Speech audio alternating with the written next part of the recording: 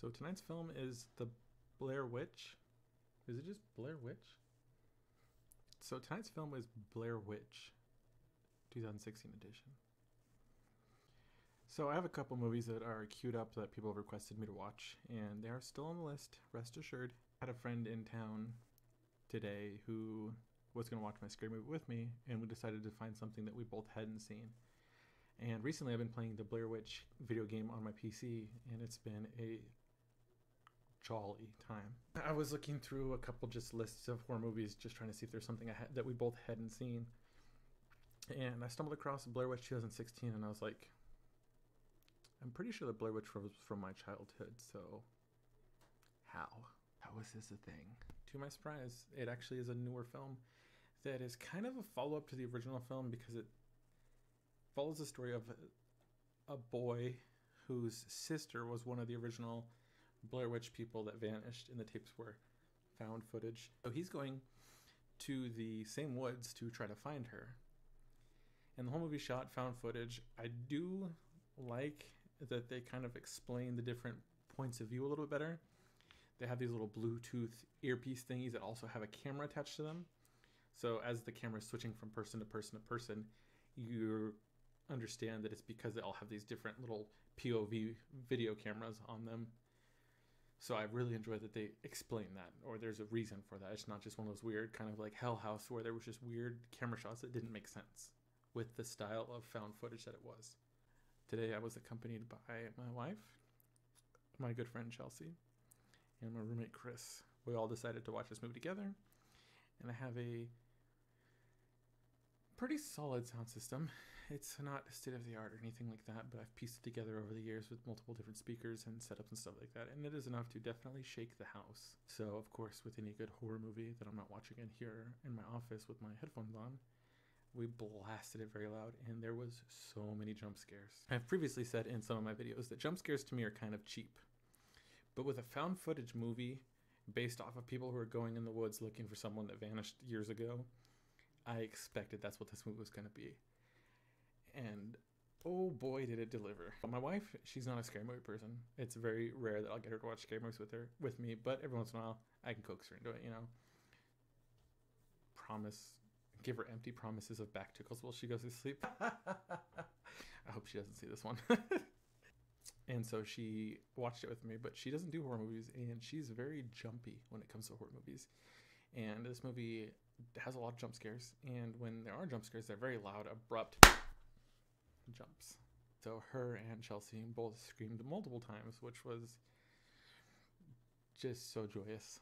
I love watching scary movies with people who legitimately get scared by them, especially this month. I mean, in general, I've seen enough horror movies in my life where it doesn't really affect me all that much, just because I'm so desensitized. And especially this month, I'm on day 24 out of 31, and it's just, I'm getting so desensitized. Like, didn't even flinch for half of these. And some of them I would have thought would have been really good, because again, jump scares can come anywhere, and I don't care who you are, jump scares, it's something unexpected. That's the whole point of it. So even if you're like the most hardcore horror fanatic, jump scares can still get you. The movie does a really good job of building that weird, we're lost in the woods feeling and creepy things happening in the night, which is kind of cool, because last night it snowed here a lot. As I was shoveling snow from my top deck of my house, I noticed a flickering in the sky and realized that it was a transformer or a power line that was surging and lighting up the sky blue. And then I heard this weird like tree branch snapping crackle, and a tree across the street from the back of my house, a branch fell. And then like 10 seconds later, another one off in the distance over this way snapped and fell. There was trees, branches, and stuff down everywhere around town. It was chaos.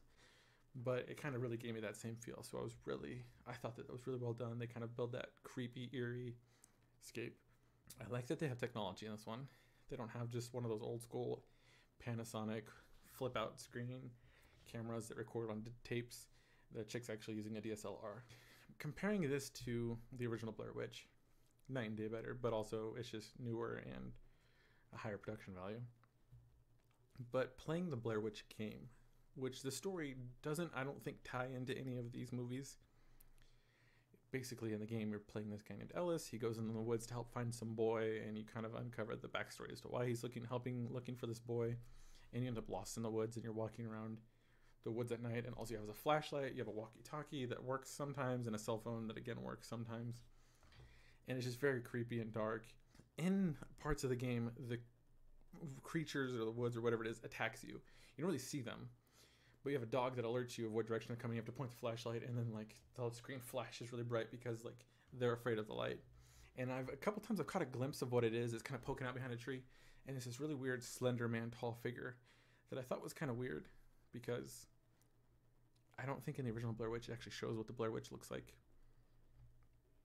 So all I have is this thing of this video game, and I just thought it was kind of cheesy because I was like, that's not really what I imagine things to look like. But in this movie, you actually see the Blair Witch later in the film, in the final scenes of it, and it looks exactly like it does in the games.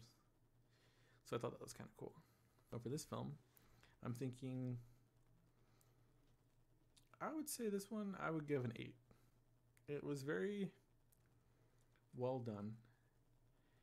I enjoyed that they explained everything, and there was a couple things that just came out of oh my gosh. Spoiler. Can we talk about the weird, creepy stick figure thingies that are in the original Blair Witch and in this new one, and even on the cover of this movie? The weird like line across with like the body this way and body this way, and then a little head sticking up. I don't know what those are. And I was thinking to myself, like, while I was watching this movie, I was like, I wonder what the significance of those are, because they're also in the video game, and you have to break them. And in this movie, they just appear all around their camp one night, just everywhere. Every tree is just hanging with like 5 or 6 of them, and everywhere. And one of the girls notices that there's some hair in one of them, and she's really freaking out. And then another girl takes it from her and just snaps it in half because she's like, this is bullshit. Snap. And then the girl who found it, whose hair was in it, just literally snaps in half. Like, she's just like, oh, I'm fine. And then she's just laying on the ground, folded in half like an omelet or a freaking lawn chair. And I was just like, what? And then just stuff gets ripped away. They just do a really good job of building that POV. I'm lost in the woods running from monsters. It's just really well done.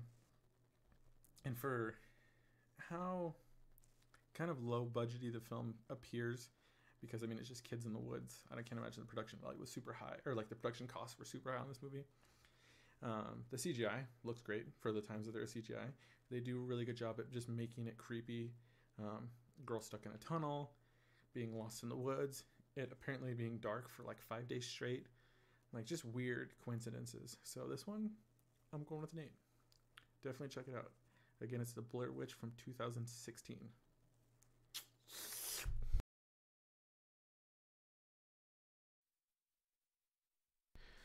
A little bit of a bonus scene here. I have been watching a lot of Jake Monroe on YouTube. If you haven't seen him, definitely check him out. He is hilarious. He is a goth. So visually, it might be shocking to some people.